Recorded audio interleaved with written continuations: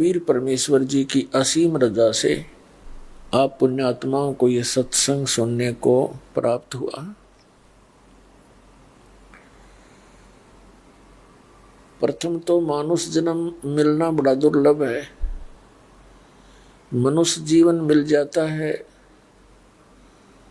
तो फिर सत्संग का मिलना अति दुर्लभ है। यदि सत्संग नहीं मिलता है तो मनुष्य जीवन भी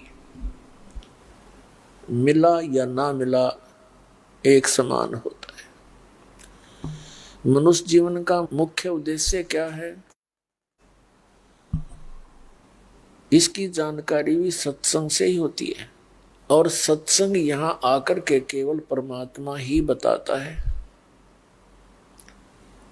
अन्य कोई व्यक्ति भी सत्संग नहीं कर सकता, क्योंकि परमेश्वर ने 600 वर्ष पहले स्वयं आकर के सत्संग किया था। सत्संग का अर्थ आपको पहले भी बताया कि जो सच्चा ज्ञान हो, आध्यात्मिक सत्य ज्ञान, उसको सत्संग कहते हैं। जिस समय परमेश्वर सन 1398 में सतलोक से चलकर आए थे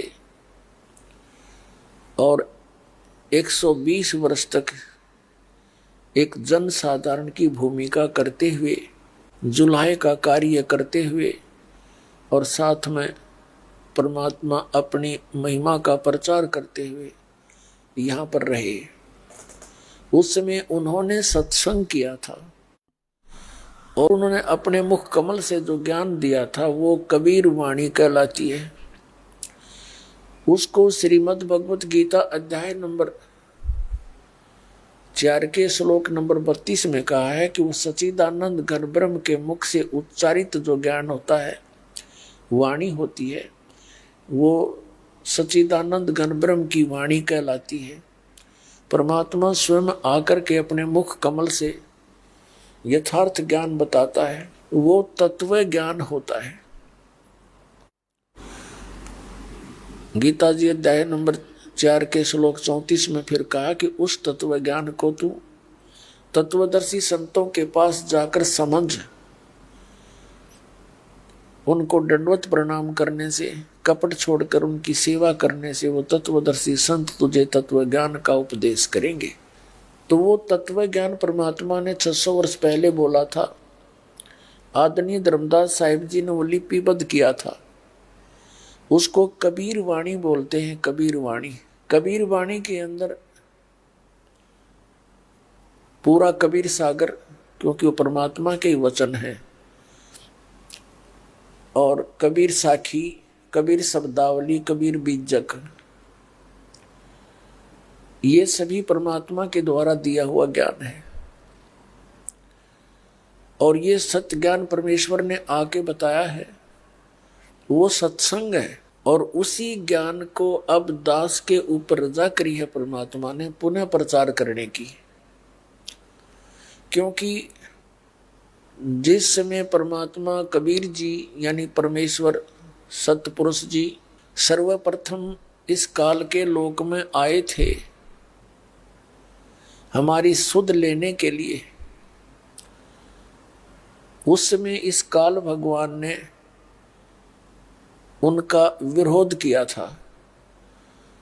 ये काल भगवान नहीं समझ सका कि वो स्वयं परमात्मा थे, क्योंकि परमेश्वर अपने पुत्रों का रूप बनाकर किसी भी एक पुत्र का, जैसे कभी सहजदास का रूप बना लेते हैं, कभी जोगजीत का रूप बनाकर आते हैं, कभी ज्ञानी का रूप बनाकर आ जाते हैं। तो यहाँ का जो भगवान है, मालिक है, ये ब्रह्म ज्योत निरंजन काल, ये यही समझ बैठता है कि मेरे उन भाइयों में से ही कोई एक है। जिस कारण से ये प्रथम बार तो विरोध करता है, फिर परमात्मा अपनी शक्ति से इसको कंडम कर देता है। फिर ये चरण पकड़ के अक्षमा याचना करता है और उनके आने का कारण पूछता है। तो सर्वप्रथम परमात्मा जब आए, अपने पुत्र जोगजीत के रूप में थे, और जोगजीत के ही रूप में परमात्मा ने इस ज्योत निरंजन को वहां सतलोक से निकाला था 21 ब्रह्मांड समेत। जब जोगजित रूप में परमात्मा वहां खड़े हो गए, आकर जहां पर तपस्या के ऊपर 1 लाख मानव शरीरधारी प्राणियों को ये वहां भून रहा था, जला रहा था, मानव शरीरधारी प्राणियों को 1 लाख, उनके सूक्ष्म शरीरों को, और हाहाकार मची हुई थी। सब तड़प रहे थे ऐसे जैसे खील भूनी जाती है, चटक मटक हो रहे थे, हाहाकार मची हुई थी। जब परमात्मा कबीर जी वहां आकर खड़े हुए, परमात्मा की प्रेजेंस में जो तपस्या एक टुकड़ी है जहां पर ये काल 1 लाख मानव शरीरधारी प्राणियों को नित भून कर खाता है, उनसे गंध निकाल कर खाता है, और जीव मरते नहीं, उनको कर्माधार से फिर अन्य योनियों में अपने कर्म भोगने के लिए भेज देता है। यह सब कार्य वो ऑटोमेटिक और गुप्त रहकर करता है। जो परमात्मा वहां खड़े हुए आकर उनके जो तपस्या की जो तपत थी, वो टुकड़ी तो वो पत्थर की तई तनों की नो जल रही थी, लेकिन उन प्राणियों को आंच नहीं लग रही थी, उसकी अग्नि महसूस नहीं हुई। फिर उनके आने के बाद पहले तो तड़फ रहे थे वो, जब उनकी वो तपत खत्म होगी, पहले तो हाहाकार मचा हुआ था, फिर सब शांत होकर देखने लगे कि एकदम ऐसी शीतलता कैसे आ गई। सामने देखा भगवान खड़े थे, उनके देखकर उस सुंदर स्वरूप को सभी आत्मा गदगद होगी और सोचने लगी कि भगवान आगे, इन्होंने हमारे कष्ट दूर कर दिए। वहां पर उस तपस्या के ऊपर ये नकली संत भी थे, उनके चेले भी वहीं भूनने जा रहे थे। ऋषि भी वहीं थे जो यहाँ बकवाद करा करते, एक नहीं मानने थे सच्चाई को। तब उन सभी ने मिलकर कहा कि हे भगवान, हम यहाँ पर किस कर्म का दंड भोग रहे हैं? तब परमात्मा ने कहा कि यहाँ जो तुम दंड भोग रहे हो, ये यहाँ का नहीं है, ये पाप कर्म तुमने सतलोक में किया था। वहां तुम परमात्मा से विमुख होकर और इस काल के साथ आ गए थे, और वो भोग, वो दंड तुम्हें सतलोक में किए हुए पाप कर्म का आज इस तपस्या पर तुम इसका भोग भोग रहे हो। फिर परमात्मा ने उनको सारी कहानी कथा सुनाई, सृष्टि रचना सुनाई, और काल के साथ उनके यहाँ आगमन की कथा सुनाई कि तुम कैसे फंसे हो आकर के, नीचे चले जाते हो, तुमने माया के अतिरिक्त कुछ भी दिखाई नहीं देता, तुम फूल जाते हो, भगवान को भूल जाते हो, और अपने आप में सुपीरियर बन जाते हो जब मनुष्य शरीर मिलता है। वो काल आपके शरीर को बर्बाद करवा देता है, और फिर तुम आजीवन यानी शेष जीवन जितने भी हैं वो रो रो कर भोगते हो, कुत्ते गधे सुअर के। अपने आत्मा वहां तो ना कोई भाई साथ था, ना बहन साथ थी, ना कोई रिश्तेदार साथ था, वो अकेले पिट रहे थे सारे। सबको पता लग गया। परमात्मा ने कहा, जिस संपत्ति को, जिस संतान को तुम अपनी माने बैठे थे, कोई लाए उठाकर सुई भी तुम, और तुम्हारे पास टाइम नहीं था भगवान की भक्ति का, और भक्ति करते थे तो नकली करते थे, डुप्लीकेट। तुम्हें रास्ता नहीं पता था, रास्ता बताने के लिए हम जाते हैं, तुम सुनते नहीं हो। अब वहां तो सारी बात समझ में आवा थी, क्यों दुर्गति हो रही थी, वो कष्ट से पीड़ित थे। तब सभी ने मिलकर अर्ज करी, है परमात्मा, हमसे भारी भूल होगी और हमारा पीछा छुटवा दो, हमें मुक्त करो दाता, यहां से ले चलो उसी लोक में, हम थक चुके हैं। क्योंकि वहां जाने के बाद उनको पिछले संस्कार, पिछले जन्म जन्मांतर के दुख भी याद आ रहे थे। तब परमात्मा ने कहा, ऐसे नहीं बनती बात, जब तुम जाए धरो जग देहा, तब तुम करना मम सत शब्द स्नेहा। जब तुम नीचे चले जाओ और कभी किसी को मानव शरीर प्राप्त हो, तब मेरा कोई संत मेरे इस तत्व ज्ञान का प्रचार कर रहा हो, तब मेरे इस तत्व ज्ञान पर विश्वास करना और सतनाम प्राप्त कर लेना, फिर तुम आ सकते हो। अब वहां परमात्मा ने देखा कि वो ऋषि महर्षि भी वही कष्ट उठा रहे थे। उनसे परमात्मा ने प्रश्न किया कि तुम परमात्मा की साधना भी करते हो, फिर तुम क्यों आगे इस तपस्या पे। अब वहां तो वो कहते हैं भगवान हमें पता नहीं, हमको जैसा ज्ञान था वैसी हम साधना कर रहे थे। तब परमात्मा ने कहा तुम भगवान को निराकार मानते हो, तुम्हारे सिद्धांत अनुसार। वैसे तो वेदों में परमात्मा साकार है, पर तुम्हारे लोक वेद के आधार से तुमने उसको निराकार मान रखे। इस ज्योत निरंजन को भी तुम निराकार मानते हो, ये साकार है और तुम्हें अब खाने के लिए आएगा। तुम्हें तो भेज देता है, लेकिन आपके इस शरीर से निकला हुआ ये गंध जो ऑटोमेटिकली एक पात्र में चला जाता है, इसको खाने के लिए आएगा वो। अब उन्होंने देखा, परमात्मा ने कहा कि देखो वो आ गया है, इस काल का आहार का समय हो गया। इसने ऑटोमेटिक सिस्टम कर रखा कि इतने समय में वो सभी प्राणी भून भान गए, उनमें से सब गंध निकल लेगा और वो चले गए होंगे। ऐसा ऑटोमेटिक सिस्टम इसने अपनी शक्ति से कर रखा। उसके समय अनुसार तो वो सब जा चुके होंगे, लेकिन परमात्मा ने अपनी शक्ति से उनको रोके रखा और दिखाया कि देख वो आ रहा है, तुम जिसे निराकार कहते हो। लेकिन वहां तुम मानते ही नहीं हमारी बात को। और श्रीमद् भगवत गीता अध्याय नंबर 7 के श्लोक 24 और 25 में स्पष्ट ये कहता है, श्री कृष्ण में प्रवेश करके बोलता है और कहता है कि मैं अपनी योग माया से छुपा रहता हूं और ये बुद्धिहीन मानव समाज मुझ अव्यक्त को व्यक्तिम आपनम मनन्ते, मुझ अव्यक्त को मैं छुपा रहता हूं और मुझे ये कृष्ण मान रहे होंगे। मैं कृष्ण नहीं हूं, मैं अपनी योग माया से छुपा रहता हूं, कभी किसी के समक्ष नहीं आता। अब परमात्मा ने कहा तुम जाओ, अब मैं जानू ये, अब मेरी इसकी दो बात होंगी। अब उस काल ने जब देखा कि सामने जोगजीत आया हुआ है, अब उसको देखकर एकदम आंखें बदल ली और प्रतिशोध लेने की तैयारी करी और पूछा कि जोगजीत तू यहां क्यों आया मेरे लोक में? वहां तो तूने मुझे धक्के मार कर निकाला था, अब तू मेरे लोक में क्यों आ गया? फिर उसको याद आ गया कि कहीं परम पिता का कोई संदेश लेकर आया हो, पहले से पूछ लेता हूं। तब उस काल ने कहा ज्योति निरंजन ने कि जोगजीत पहले तो ये बता, तू कोई परमात्मा का संदेश लाया है वो मुझे सुना दे, और उसके बाद मैं तेरी आज खबर लूंगा। मैंने तेरे आगे बहुत कुछ याचना की पर तूने मानी नहीं एक भी मेरी बात। तूने मुझे धक्का देकर वहां से 21 ब्रह्मांड समेत बाहर फेंक दिया था। तब परमात्मा ने जो अपने पुत्र जोगजीत के रूप में खड़े थे कहा कि सुन ले ज्योति निरंजन, मेरे को परमात्मा ने भेजा है और यहाँ तूने इन परमात्मा की आत्माओं का क्या हाल कर रखा है।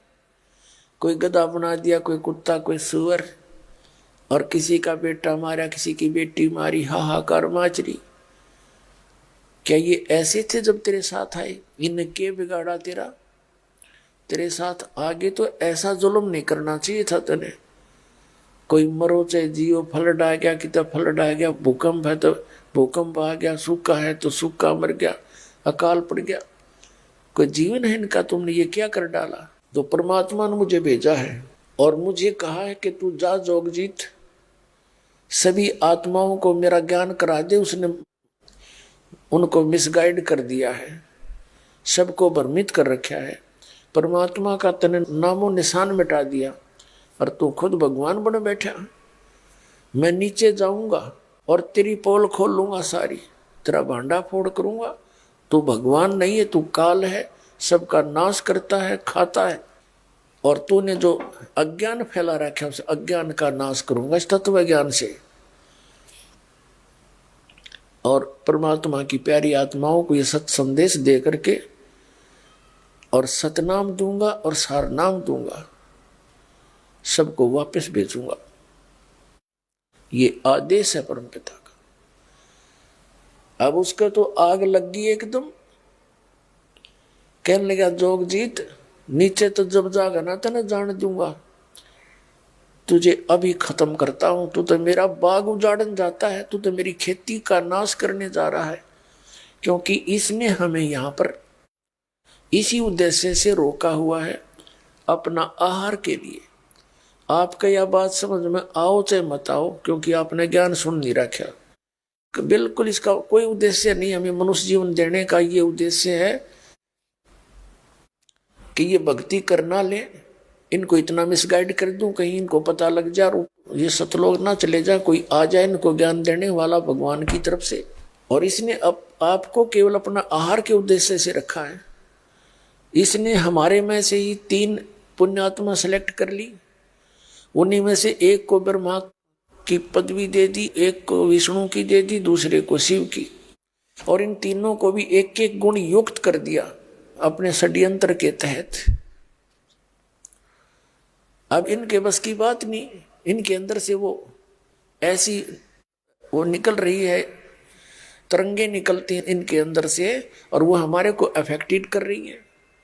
और हम उसी के आधार से विवश होकर के सब काम कर रहे हैं। संतान उत्पत्ति, फिर इनमें ममता मोह, फिर हमें मार दिया जाता है। यो क्या जीवन है? यहाँ पर जन्म हुआ ठीक है, हो गया कोई बात नहीं, विवाह हुआ संतान होगी अच्छी बात है, और सारा मकान मकून बना लिया तो भी ठीक बात है।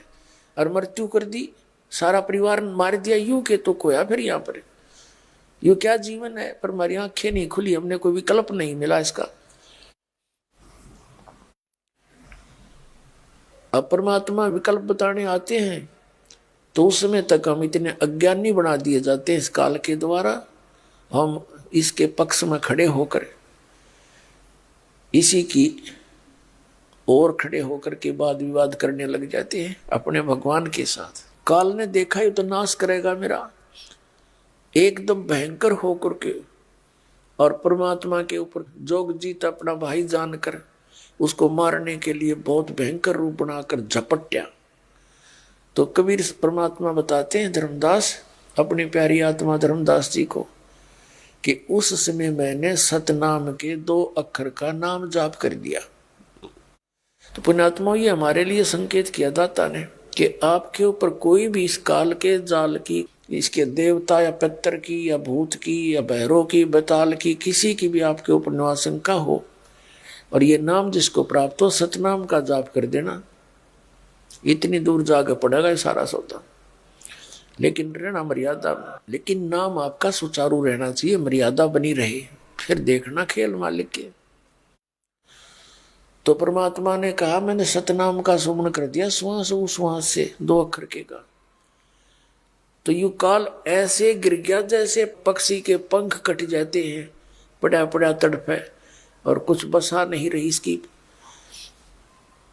जब इसने देखा कि इसके पास तो कोई मंत्र जबरदस्त है, तब इसने सोचा अब तेरी दाल गलेगी नहीं। इसने नीचे नीचे आकर मेरे पैर पकड़ लिए। धर्मदास परमात्मा बता रहे, हाथ जोड़ के नो बोला मेरे से गलती होगी, आप मेरे बड़े भाई, मैं आपका छोटा भाई, छोटे तो गलती किया करते हैं, बड़े अक्समाही किया करते हैं, मुझे माफ कर दे, मुझसे गलती होगी, माफ कर दे। तो परमात्मा बता रहे हैं कि मैंने कहा ठीक है, माफ कर दिया।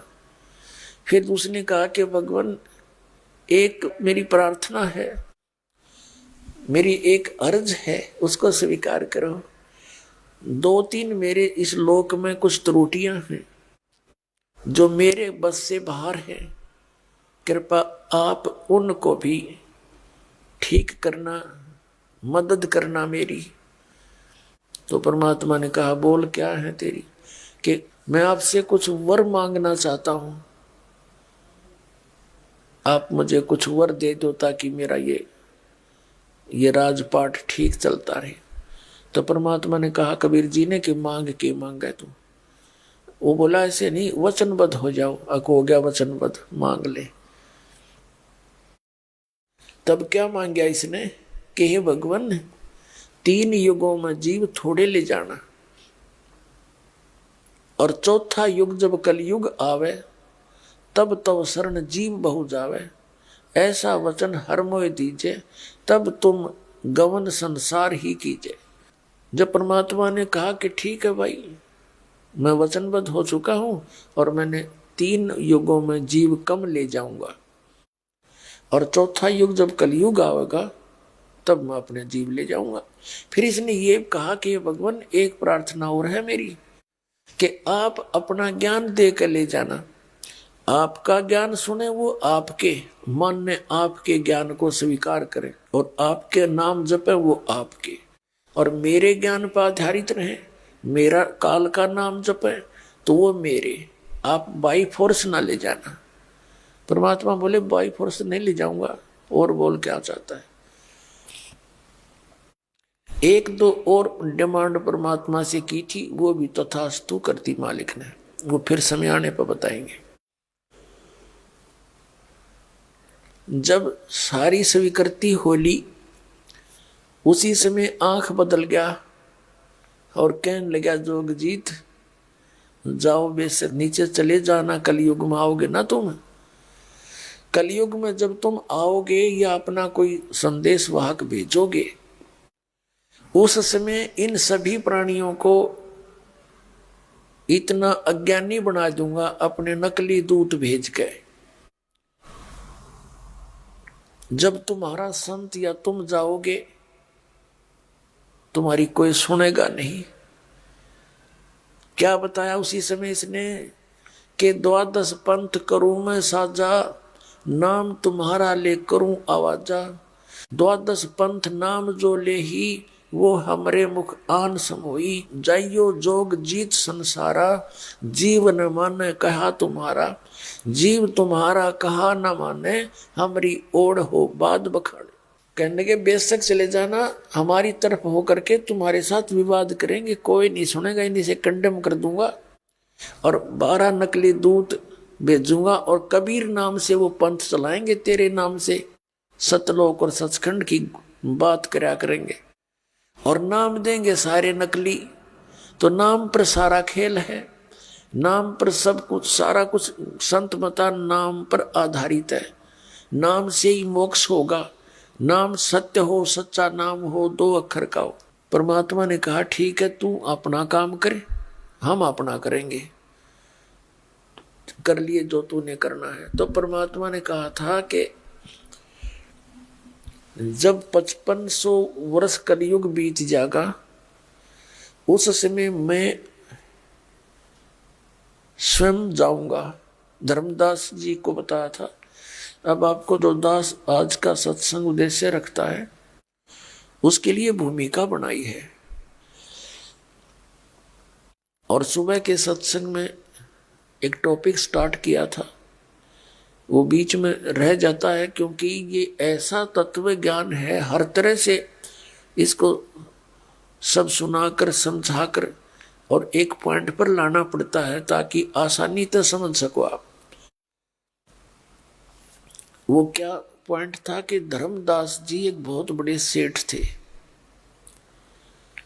और इतना धन था कि उनके पास उस नगरी का राजा भी प्राकृतिक आपदाओं के समय में, जैसे भूकंप आ जाना, फ्लड आ जाना, सूखा गिर जाता, तो उस समय वित्तीय सहायता लिया करते धर्मदास जी के पिता से, दादा से।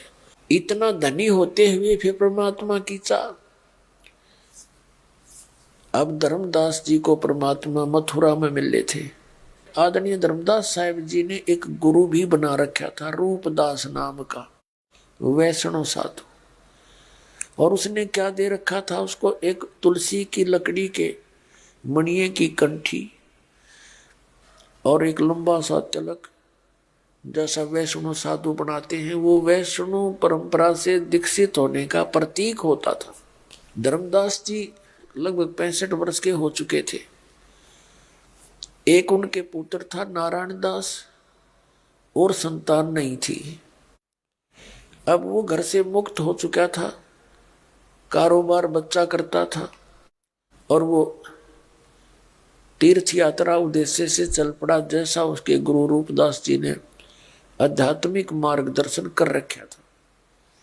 तो परमात्मा कहते हैं, जैसे वेदों में प्रमाण है कि वो परमात्मा सतलोक में रहता है, उस मुक्ति धाम से चलकर आता है, गति करके आता है, सह शरीर आता है और अनेक आत्माओं को, अच्छी आत्माओं को मिलता है, उनको तत्व ज्ञान का उपदेश करता है, उनको तत्व ज्ञान का उपदेश करता है, उन दृढ़ भक्तों को। पुण्यात्माओं, एक बच्चा, एक बालक, बेटा या बेटी अपनी शिक्षा ग्रहण करने के लिए 15-16 वर्ष लगाते हैं और उनको हम कति फ्री छोड़ देते हैं कि बेटा तुम पढ़ो और शिक्षा ग्रहण करो, और पैसा भी लगाते हैं। अब ये असली काम का तो आपको ही पता चलेगा कि हमने करना कैसे ये था। वो तो एक जीविका का आधार है और जिसके लिए हम इतना कुछ करना पड़ता है, और वो भी जीविका मिलना वही है जो उसके संस्कार में है। लाखों बच्चे पढ़ रहे हैं और कितने का अधिकारी बने हैं, बाकी अपना वैसे ही मजदूरी जैसा उनका धंधा उससे तो काम चलावें। ये शिक्षा परमात्मा ने इसलिए दिलवाई है कि आप जी भगवान को पहचान सके, बाकी इसका कोई उद्देश्य नहीं था। ना 2 रोटी का धंधा, आदमी मजदूरी करके भी टाइम पास कर सकता है। तो इसके लिए हमने इस अध्यात्म मार्ग को समझने के लिए घना समय निकालना पड़ेगा, और ये काम आपका इस संसारिक काम में भी आओगा, क्योंकि भगवान साथ है तो सारे काम ठीक होया करें।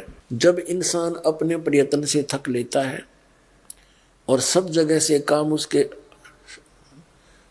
ब्लॉक हो जाते हैं, सब रास्ते, तब परमात्मा से अर्ज करता है और हम सीधे भगवान से जुड़ाएंगे पहले, फिर संसारी काम तो उसी के आधार से चलने हैं। तो इसलिए आप जी ने इस समय भी निकालना पड़ेगा, और जब आप मालिक की शरण में रहोगे, विधिवत चलोगे, आपको समय भी देगा, आपके घर में बरकत भी देगा, क्योंकि समर्थ है, इसको मालूम है जीविका की औकात है।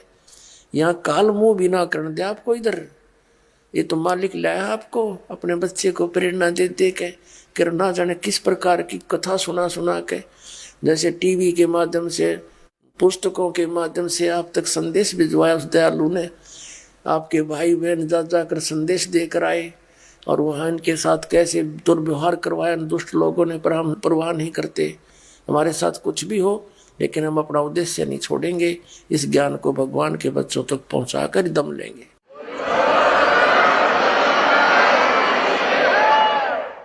तो इसलिए आप जी ने परमात्मा पूरा विश्वास करना पड़ेगा। दास के एक एक वचन को ऐसा मान लिया जैसा कति एथेंटिक, बिल्कुल, जिसमें एक इतना भी जरा सा भी आप उसको झूठ ना समझना, क्योंकि झूठे तो हमने पहले हम तेरे सुन रखे हैं। सारी सच्ची सच्ची कहूंगा, आधार होगा उसका एक वचन भी जो निकाला जाएगा। तो हमने इस परमात्मा के मार्ग को समझना पड़ेगा। जब हम इस पर दृढ़ हो सकते, पहले तो हमने भगवान पहचानना पड़ेगा। हु इज गॉड, वो परमात्मा है कौन, जो सुप्रीम पावर है, और कैसा है, कहाँ रहता है, उसका प्रमाण क्या है। अभी तक जितने भी संत पंथ या ऋषि महर्षि आचार्य शंकराचार्य और ये नकली कबीर पंथी गुरु या जैसे भी हैं, कि किसी ने भी कख नहीं बताया अध्यात्म मार्ग का। सभी सतलोक में परमात्मा को निराकार बताते हैं कि परमात्मा निराकार है, वहां प्रकाश ही प्रकाश है, चेतन ही चेतन है, भगवान वहाँ है नहीं। फिर हम क्या करेंगे जब परमात्मा वहाँ निराकार है? कोई बात हुई, कोई इंटरेस्ट बनेगा? वहाँ पर परमात्मा यूं का यूं अपने जैसा मनुष्य सदृश है, और प्रमाण दिखाएंगे आपको। परमात्मा कहते एक ना भूला, दो ना भूली, भूली सब संसारी, सब भूले पड़े। ईसाइयों से पूछकर देखना आप कि परमात्मा कैसा है। वो कहते हैं गॉड इज फॉर्मलेस, परमात्मा निराकार है। और पवित्र बाइबल में लिखा है कि परमात्मा मनुष्य सदृश है, मनुष्य जैसा है। तो के खाक पड़ा इन्होंने सदग्रंथ हमारे प्रत्येक धर्म के धर्म गुरुओं ने क्या जाना उसको। वर्तमान के जो पहले वाले थे वो तो सही बता ही रहे थे। और ऐसे वेदों में परमात्मा साकार है, नर आकार है, मनुष्य दृश्य है, उसका नाम कबीर है। कबीर परमात्मा ने 600 वर्ष पहले कहा था कि वेद मेरा भेद है, मैं ना मिलूं वेदन के माही, और जौन वेद से मैं मिलूं ये वेद जानते नहीं। कबीर परमात्मा ने कहा था कि ये चारों वेद मेरा ही गुणगान करते हैं, लेकिन इन वेदों में, चारों वेदों में, ऋग्वेद, यजुर्वेद, सामवेद और अथर्ववेद में, इनमें मेरे पाने की विधि नहीं है, और उसमें ना सारा काम बिगड़ गया। अब ज्ञान हो जा, और ज्ञान हो गया भाई आपका रोग है, और रोग की औषधि है, नहीं तो क्या यूज उस ज्ञान का। तो काल ने ऐसा कर दिया, ज्ञान तो मालिक का इसमें लिख दिया, लेकिन जैसे ब्रह्मा जी को वेद प्राप्त हुए शुरू में, ब्रह्मा जी की बुद्धि कंट्रोल में थी इस ज्योति निरंजन के, इसने ऊट पटांग ज्ञान सुनवा दिया अपने वंशजों को, ब्राह्मणों को। परमात्मा निराकार है, वो दर्शन नहीं देता, उसका कोई आकार नहीं है, वो गुप्त रहता है। और साधना करके थक लिए, किसी ने दर्शन हुए नहीं, क्योंकि इसने प्रतिज्ञा कर रखी है कि मैं किसी को भी न जप से, न तप से, न किसी क्रिया से किसी को दर्शन नहीं दूंगा, इसने प्रतिज्ञा कर रखी है। जैसे श्रीमद् भगवत गीता अध्याय नंबर 11 के श्लोक नंबर 47 और 48 में यह कहता है कि अर्जुन, ये है मेरा वास्तविक काल रूप। क्योंकि श्री कृष्ण में प्रवेश करके वो गीता का ज्ञान दे रहा था। जब अर्जुन ने कोई बात स्वीकार नहीं करी युद्ध करने की, तो इसने अपना भयंकर रूप देखा श्री कृष्ण से बाहर निकल के। उसकी इतनी रोशनी थी कि श्री कृष्ण तो खड़ा भी ना दिखा था वहां पर, और ऐसे भयंकर रूप, 1000 हाथ और ऐसे दिखाए उसने डराने के लिए कि अर्जुन और नहीं तो डर के हाँ पर रहेगा। जब अर्जुन से कहा था कि अर्जुन, ये है मेरा वास्तविक काल रूप, और इसके दर्शन तेरे अतिरिक्त पहले ना किसी ने किए, ना कोई आज्ञा कर सकता, ना किसी वेदों में वर्णित विधि से, ना जप से, ना तप से, ना क्रिया से मेरी प्राप्ति नहीं हो सकती। इसलिए इन ऋषियों ने ओम नाम का जाप किया, हठ योग समाधि सो करके अंदर खोजने की चेष्टा की, कुछ नहीं पाया इन्होंने। आखिर में इन्होंने अपना अज्ञान विधान बना दिया कि गॉड इज फॉर्मलेस, परमात्मा निराकार है। कबीर साहब कहते हैं, खोजत खोजत था किया अंत कहा बेचून। परमात्मा को खोजने की विधि इनकम्प्लीट थी और इनको मिला नहीं, इसलिए इन्होंने अपना सिद्धांत बना दिया भगवान निराकार है। और वेद क्या बताते हैं? परमात्मा साकार है, अनुवाद करता भी वही है, वही साइंटिस्ट है जो परमात्मा को निराकार कहा करते। ये आर्य समाज के, ये महर्षि दयानंद और उसके चेले, और वेदों का अनुवाद खुद कर रहे। इसमें स्पष्ट लिखा परमात्मा मनुष्य सदृश है। तो परमात्मा कबीर जी कहा करते, मोती मुक्ता दर्शत नाही, ये जग है सब अंधरे, दिखत के तैन चश्मिन का फिरा मोतिया बंदरे। ये देखो, आपको ऋग्वेद दिखाते, अब देखिएगा आपको दिखाते हैं। परमात्मा ने कहा था वेद मेरा भेद है, और वो परमात्मा कहाँ रहता है, क्या लीला करता है, देखिएगा। ऋग्वेद मंडल नंबर 9 और 10 इकट्ठे ही अनुवाद किया है इन्होंने। ये कहाँ से प्रकाशित है? सार्वदेशिक आर्य प्रतिनिधि सभा, महर्षि दयानंद भवन, रामलीला मैदान, नई दिल्ली। ये इनके फोन और फैक्स नंबर है।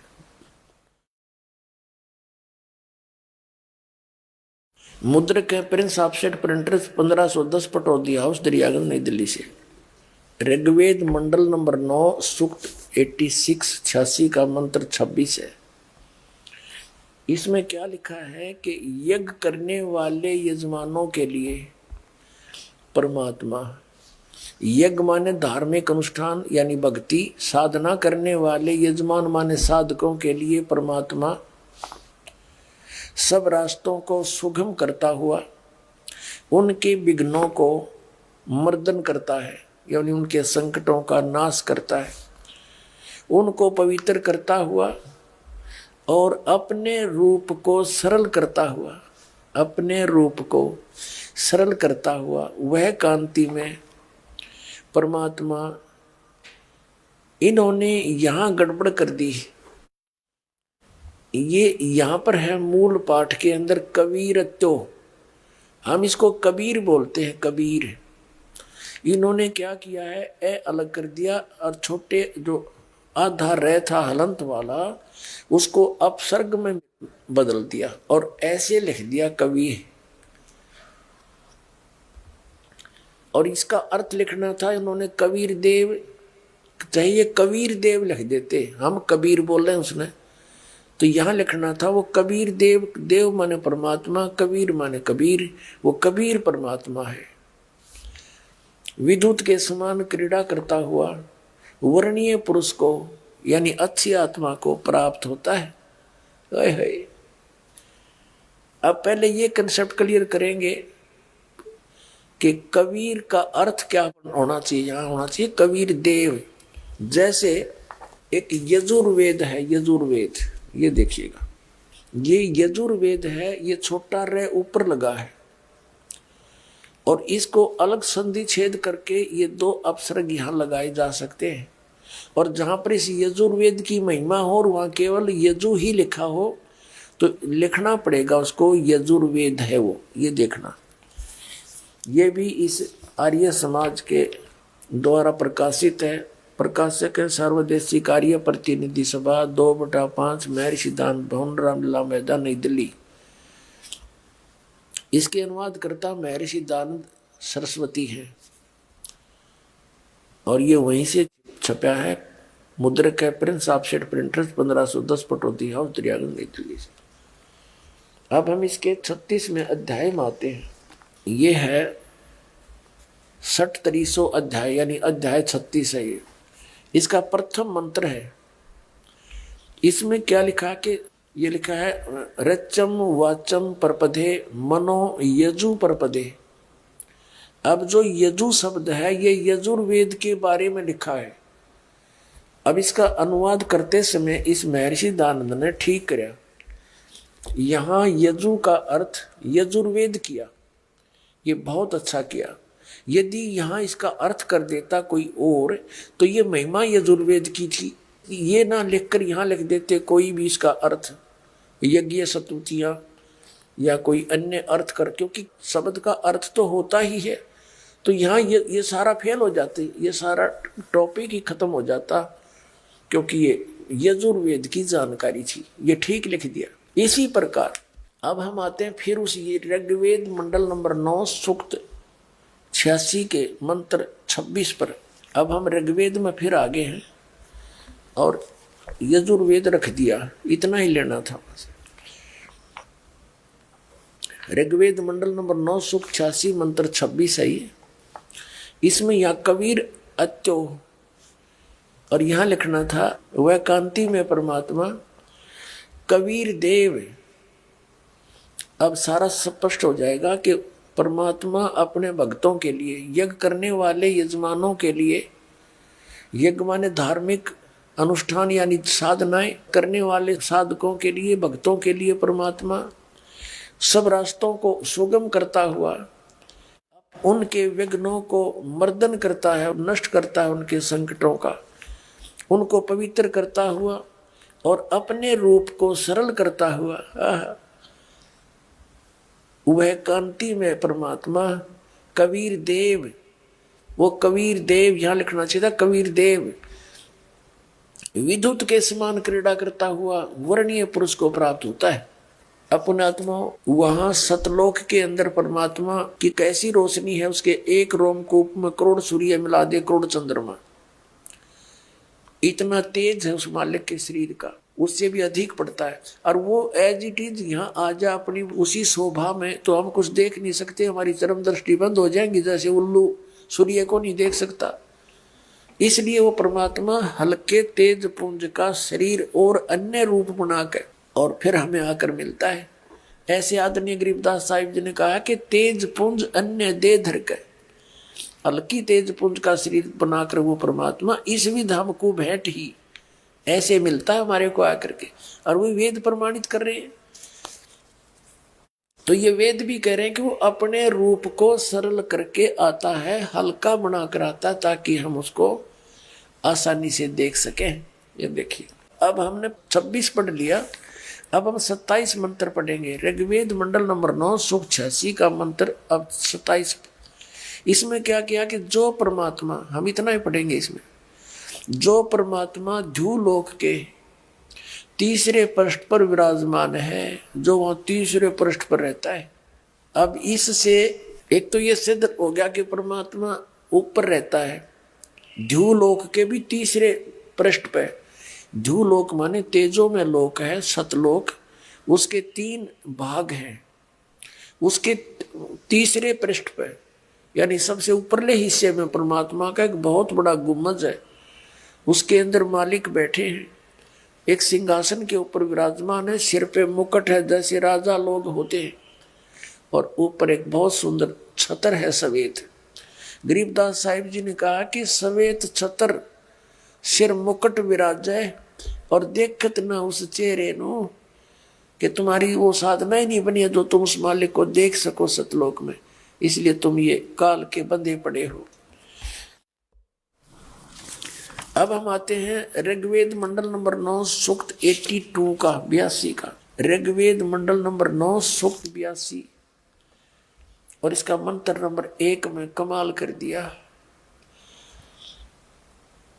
जो सर्वो उत्पादक प्रभु यानी सबकी उत्पत्ति करने वाला परमात्मा, प्रकाश रूप सद्गुणों की वृष्टि करने वाला, पापों के हरण करने वाला, वह राजेव माने राजा के समान। अब हमने यहाँ 269 पर पढ़ा है यो, इसका शेष अगले पृष्ठ पे है 270 पे। राजेव माने राजा के समान, ये 270 में पढ़ रहे, राजा के समान दर्शनीय है। अब हो गया साकार, मनुष्य दृश्य है, राजा के समान देखने योग्य है, और वह पृथ्वी आदि लोक लोकांतरों के चारों ओर शब्दमान हो रहा है। वह वर्णीय पुरुष को यानी अच्छी आत्मा को, अच्छे भक्त को, जो दृढ़ भक्त है उसको पवित्र करता हुआ प्राप्त होता है। अब इसमें स्पष्ट है कि वह वर्णीय पुरुष को, ओहो, जो अच्छी आत्मा है, उस दृढ़ भक्त को पवित्र करता हुआ प्राप्त होता है। जिस प्रकार विद्युत स्नेह वाले स्थानों को आधार बनाकर प्राप्त होता है। ओए होए होए, कितना जबरदस्त उदाहरण दे रखा है वेद में कि जैसे आकाशीय बिजली किसी धातु पर अट्रैक्ट होकर ही नीचे गिरती है। जैसे पुराने समय में हमारे घरों में कांसी धातु की थाली बेले होया करते थे, और जब वर्षा होती थी और बिजली कड़का करती थी तो हमारी दादी माँ कहा करती, हमारी काकी ताई माताओं को, कि वर्षा के समय कांसी की थाली या बेला बाहर नहीं रहना चाहिए, इस पे अमूमन बिजली गिर जाती है, उस धातु से उसका अट्रैक्शन होता है। तो ऐसे ही यहाँ बताया है कि वो परमात्मा सतलोक से आता है, उस ध्युलोक में रहता है, और वहां से गति करके आता है, अपनी प्यारी आत्माओं को मिलता है। कैसे मिलता है? जैसे आकाशीय बिजली किसी धातु को आधार बनाकर उसके ऊपर ही गिरती है, तो ऐसे वो परमात्मा उन अच्छी आत्माओं को मिलता है जिसमें उनका अट्रैक्शन होता है, जो दृढ़ भक्त होते हैं, जो परमात्मा ने जो कह दिया फाइनल, सारा संसार एक तरफ और वो महापुरुष एक तरफ। ऐसा ही हुआ आज तक, देख लेना। आदरणीय धर्मदास साहिब जी को मिले, आदरणीय मुलुकदास साहिब जी को मिले, आदरणीय नानक साहिब जी को मिले, और नानक साहिब जी को परमात्मा सतलोक में लेकर गए, फिर उनको वापस छोड़ा। उसके बाद सारा हिंदू समाज एक तरफ था, उसके पिताजी भी विरोधी हो गए उन पांडवों के कहने से, पर वो टस से मस नहीं हुए, क्योंकि उन्हीं को परमात्मा मिलता है जो उनके स्टेनलेस स्टील के होते हैं। अब वो उद्देश्य क्या लेकर आते हैं परमात्मा यहाँ पर?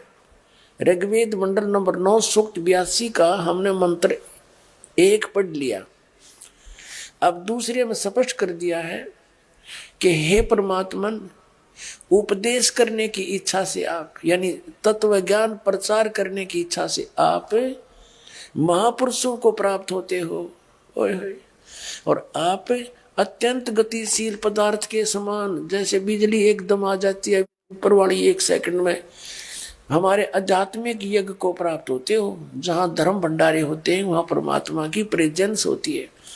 आप कबीर देव हैं, यहां इन्होंने फिर सर्वज्ञ लिख दिया। यदि इसको हम कवि ही कहें तो कवि कोई भी सर्वज्ञ नहीं होता। यदि इस वेद में किसी कवि की महिमा होती तो कवि का अर्थ काव्यकार लिख देते तो भी ठीक था। परमात्मा की महिमा चल रही है, यहां लिखना था वो कबीर देव।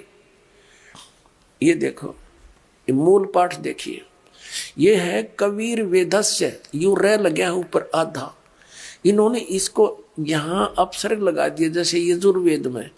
तो यहां लिखना था कबीर देव हैं आप, कबीर देव हैं आप, कबीर साहब हैं। हम कबीर बोल रहे हैं, हम वेदों को वेद बोलते हैं। आप कबीर देव हैं, शुद्ध स्वरूप हैं, हमारे पापों को दूर करके हे सोम यानी हे अमर परमात्मा आप हमको सुख दे। अब देखिएगा ऋग्वेद मंडल नंबर 9 सूक्त 82 का मंत्र 3।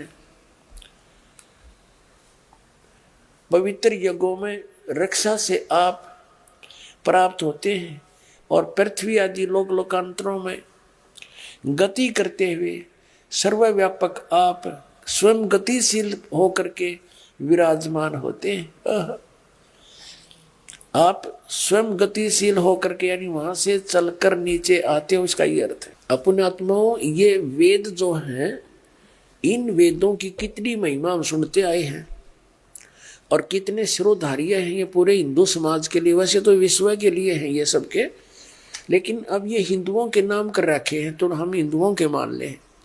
तो ये कोई बालकों के लेख नहीं है, इसमें कोई खास विधान है, कोई खास ज्ञान था, तभी आज तक वेद वेद सबके उस जुबान पर चढ़े हुए थे। परमात्मा कहते हैं सतगुरु बिन काहु न पाया ज्ञाना, जो थोथा भूसड़े मूड किसाना। गुरु बिन वेद पढ़े जो प्राणी, और समझे निसार रहे अज्ञानी। तो जितने भी ऋषि महर्षि थे और ये आचार्य और शंकराचार्य थे, इनको कख भी नहीं पता था इस वेदों में क्या वर्णन है।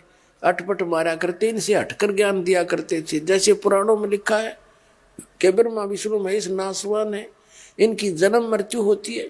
और हमारे धर्म गुरु हमें क्या सुनाया करते थे, ये अजरो अमर है, सर्वेश्वर हैं, इनके कोई माता पिता नहीं। तो खाक ज्ञान था इन आचार्य और शंकराचार्य, इन हमारे धर्म गुरु ब्राह्मणों ने क्या पढ़ा इन्होंने पुराणों और वेदों को।